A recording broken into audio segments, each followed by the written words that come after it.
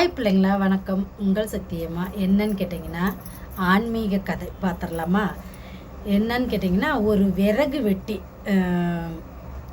காட்டுக்குள்ளார போய் விறகு வெட்டி ஒருத்தர் தான். அவன் வந்து சிவனோட பெரிய பக்தன், சிவபெருமானுடைய பெரிய பக்தன். அவனுக்கு என்னன்னா, சிவன் எப்படி எல்லாத்துக்கும் படி அளக்கிறாரு, அதே மாதிரி நம்மளுக்கும் படி அளந்துருவார் அப்படின்ற ஒரு நம்பிக்கை எப்பயுமே உண்டு. இவன் காட்டுக்கு விறகு உடைக்க போகும்போது அங்கே என்னாச்சுன்னா, ஒரு நொண்டி நரி வந்து நடந்து வந்து படுத்துருச்சு. உடனே இவன் சொன்னான், இந்த நரிக்கு அவர் எப்படி படி அளப்பார், அந்த மாதிரி நம்மளுக்கும் அளப்பார் இல்லையா அப்படின்னு யோசிச்சுக்கிட்டே இருக்கும்போது புலி உருமர சத்தம் கேட்டு மரத்து மேலே ஏறி உக்காந்துக்கிட்டான்.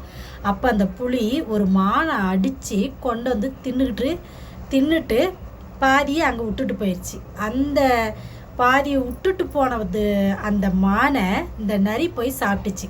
அதுக்கு உடனே இந்த மரவெட்டி என்ன நினச்சானா, ஓ இந்த மாதிரி தான் சிவன் நம்மளுக்கு படி அளப்பார் அப்படின்னு நினச்சிட்டு போய் படுத்துட்டான். கோயிலில் படுத்துட்டு இன்றைக்கி படி அளப்பார், நாளைக்கு படி அளப்பாருன்னு அப்படியே யோசிச்சுட்டு இருந்தான். ஒன்றும் யாரும் சாப்பாடு கொடுக்குற மாதிரி ஒன்றும் தெரியல. உடனே சிவபெருமான்கிட்ட கேட்குறான், என்ன சிவனே, நீ இப்படி நரிக்கு படி அளந்த மாதிரி எனக்கு படி அளப்பான்னு நினச்சி தானே, உணவளிப்பான்னு நினச்சி தானே நான் அமைதியாக இருந்துட்டேன் அப்படின்னு சொல்லி சாமி கும்பிட்டுட்டு அழுதுகிட்டே சாமி கும்பிட்டுட்டு தூங்கிட்டான்.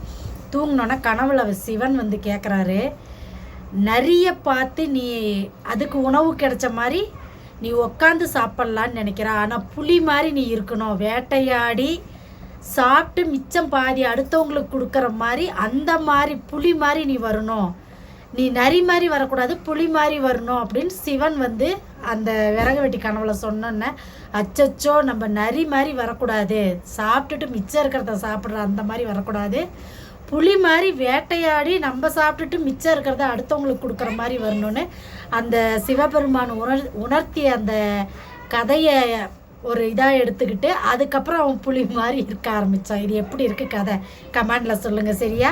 ஓம் சக்தி, அங்காள சக்தி. நல்லதை மட்டும் நினைப்போம், நல்லதே நடக்கும்.